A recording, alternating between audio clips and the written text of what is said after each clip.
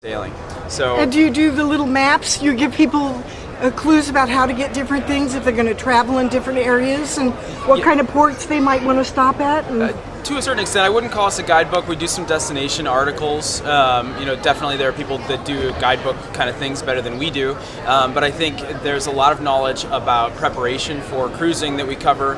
We have regular cruising columnists who are out there. They've been cruising as a family for 8 years or so, and so they send a monthly article telling about what they've learned as world cruisers. Tell me about what you do when you edit. They send in the articles, and then you make sure that they get printed. That's correct, yeah. So we really depend on our community to send articles in. Most articles come in unsolicited. And so when an article comes in, as the editor, I read it, I decide whether it's a good fit for the magazine, and one of the rich parts of my job is to go back and forth with the person who wrote the article to try to bring out the best story in the article. Very nice. A lot of times that's pretty easy to do. And then how about the photographs that are in the articles? Do you go out and physically take photographs and have people send them in? Sometimes the magazine staff takes photographs, but most often, the most often seen photographer in here is a woman named Jan Anderson. She has a business called Jan's Marine Photography, and she's very good to us in submitting really, really high quality photographs for our magazine. How nice. And then how do people get a hold of you? So I'm pretty easy to get a hold of. Again, my name is Joe, and so my email is joe@48north.com, so 48north.com. And then you can always read the magazine in hard copy, or you can find it at www.48north.com. How nice. Well, thank you for being on my show. This is Public Interest Issue Show. All right, thanks very much. Thank you. Thanks. Thanks for stopping by.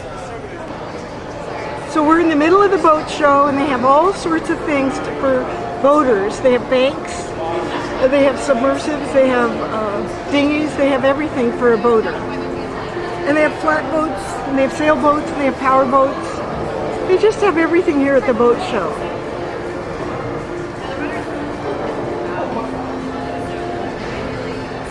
So we're going to go on to Lake Union, where they have power boats and sailboats in the water. Hi. Ready? Yep. Okay. Hi, I'm Peter Arpag. I'm the brand manager for Aquaglide. Welcome to Seattle Boat Show 2015. Let me tell you a little bit about our company. Aquaglide makes all kinds of inflatable water sports products, everything from large commercial climbing stations and slides to stand-up paddleboards and kayaks. I'm just going to show you a couple of those products today. If you want to find out more about our products, you can find us at aquaglide.com. Nice. All right. Okay, now walk me around. Okay. You ready? Yeah. Okay. So in our booth, we've got several products, including stand-up paddleboards.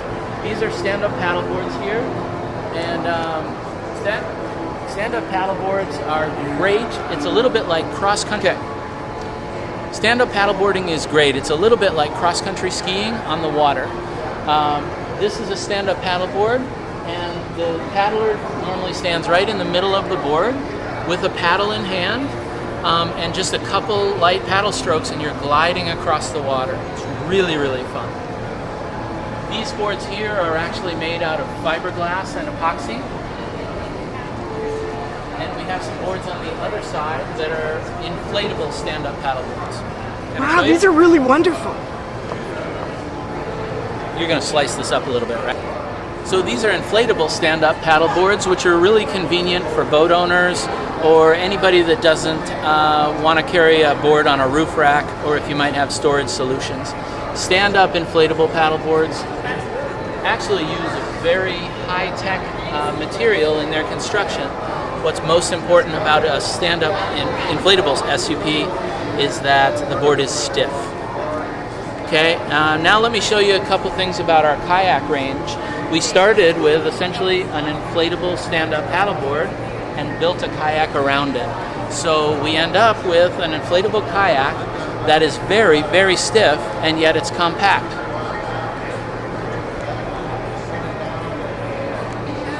So I'm going to show you a couple types of paddles here. This is a paddle for stand-up paddleboarding. It has a paddle blade on one end and a handle on the other end. So this is for standing up on the board and paddling, and to change sides, you switch hands. With a kayak paddle, it's a little bit different. Kayak paddles have a paddle blade at both ends, and so the user doesn't have to switch hands. You paddle back and forth this way. And this paddle is very unique in that it's adjustable for different types of users and different types of conditions. You can adjust the paddle and clip it in right where you want it. And that's something that's very unique to Aquaglide. So once again, to reach us, you can find us online at aquaglide.com, and you can find a brochure. Let me show you a couple pages in the brochure. This is our kayak brochure, for instance. This shows our entire kayak range, and if you want to find out some more specifics about the boats themselves, you can find about the paddling attributes and the type of construction and what each boat was designed for. Okay, so once again, I'm Peter Arpag, brand manager for Aquaglide. Here's my business card. Please let me know if you have any questions.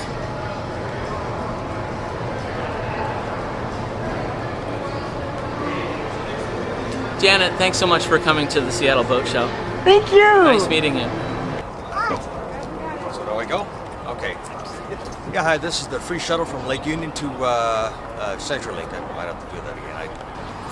I'm with Puget Sound Coach Lines, and we're doing a free shuttle between Lake Union and CenturyLink Field for the boat show.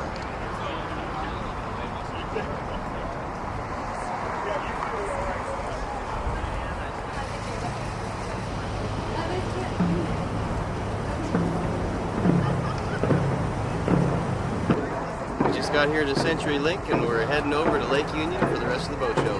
Thank you. Thanks for being on my show. Thank you. Bye. Bye. So this bus is full, and we're all going to Lake Union to the boat show.